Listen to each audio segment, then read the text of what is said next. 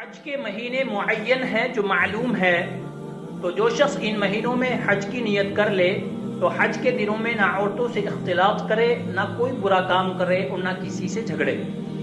और जो नेक काम तुम करोगे वो अल्लाह को मालूम हो जाएगा।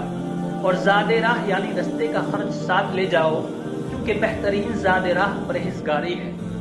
और ए अहले अक्ल, मुझ ही से डरते रहो, इसका तुम्हें कुछ गुनाह नहीं कि हज के दिनों में बदरिया तिजारत अपने परवरदिगार से रोजी तलब करो। और जब अराफात से वापस होने लगो तो मशअरे हराम यानी मुज़दलिफे में अल्लाह का जिक्र करो, और इस तरह जिक्र करो जिस तरह उसने तुमको सिखाया है।